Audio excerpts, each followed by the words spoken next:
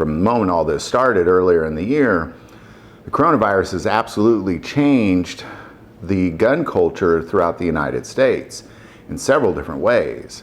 So what we're going to take a look at is we're going to take a look at the top 5 changes of the gun culture due to the coronavirus. Number 1, extreme increase in first-time gun buyers. Whether you're brand new to the gun culture or you've been around for a long time. Oftentimes, the first purchase of a firearm is due to fear.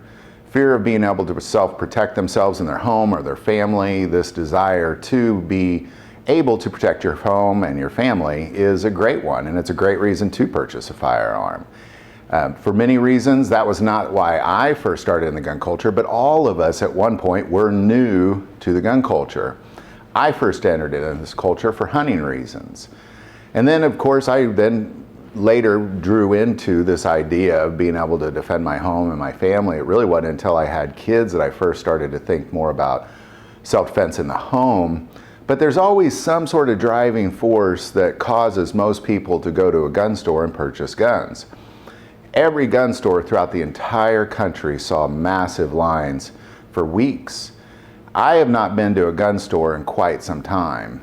Up until about a week ago was the first time I walked in a gun store, and this was a particular gun store that I've been in a lot over the years, and I'd never seen their shelves so empty. So there's absolutely this increase in panic buying of new firearm owners, but whatever the reason, welcome to the gun culture. I'd also like to say on a personal level, I find that the gun community is really one of the nicest communities I've ever been around, whether I go to the NRA convention or SHOT Show or just hanging out at a gun store. These are some of the nicest people you'll ever be around. Number 2, fear of not being saved by the police department. When we see crisis like this play out, oftentimes we wonder, will we be saved by the police? Typically in most towns throughout the United States, and this varies depending on whether it's a big town or small town and where it is located. Some towns don't even have police departments, they rely on the sheriff. Oftentimes you're looking at a 5 to 20 minute response time, and that's under normal circumstances. Imagine if we're in an unusual circumstances where that time frame often might lead to hours, if not ever. So I think a lot of that really has transformed the gun culture. People started to kind of think, well, what if the police don't come? So I think that is a significant change that we've seen in the gun culture just really in the last couple months. Number 3, there's less attention to fun guns and more towards guns as tools. Most of the guns I own have a purpose. I know a lot of people probably think I own a lot of guns, but I really don't. Most of the guns that I have at different times, doing reviews and that sort of things, I trade them or I borrow them. I really don't have a whole lot of guns, and oftentimes if I have a gun that's sitting around and I don't see a purpose for it, I oftentimes will trade it.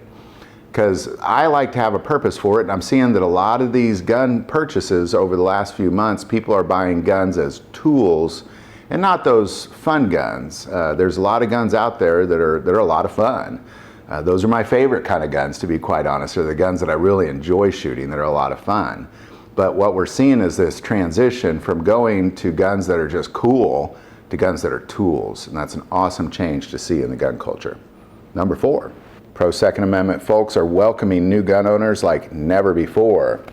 What I mean by this is oftentimes what you saw is this division in the country over gun culture. And what we're seeing is as new gun owners come in, pro-Second Amendment people are welcoming them with open arms.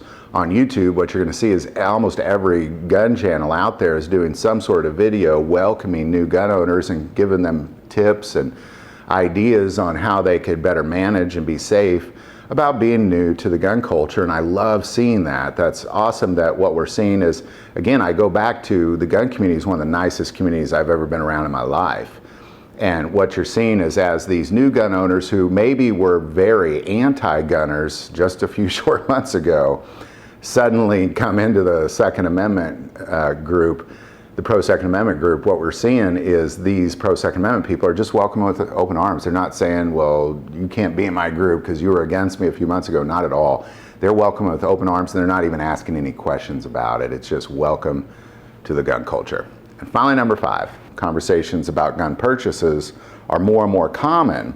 kind of what I mean by that is as people purchase guns, what I'm seeing is a lot of people want to talk about it. There's this dialogue opening up about pro-Second Amendment and the gun culture unlike anything I've ever seen. People that did not want to talk about guns a few months ago are engaging in these conversations like never before. So what we're seeing, and that's really the most important part about really any political aspect or any division of this country, is this idea to be able to talk about it. Because oftentimes what we see is you got one side, regardless of the agenda, whether it be about guns or whether it be about taxes or whatever it may be, you have one side kind of screaming hate at the other and the other side slinging mud at them. And there's no talking taking place. And I think that's the biggest problem with the gun culture in America is we're just not having rational conversations. And for the first time in a long time, we finally are. So there you go. There's my top 5 changes in the gun culture due to the coronavirus. I'm sure there's some things I didn't mention here. I'd love to hear your thoughts on this entire subject. Put them in the comments below. If you like this video, click like and subscribe. If you feel called to support our channel through Patreon, that link is also below. The most important part of this channel is we take prayer requests, so never hesitate to send that in. Thank you for watching this episode of God, Family, and Guns. And as always, love God, love your family, and love guns.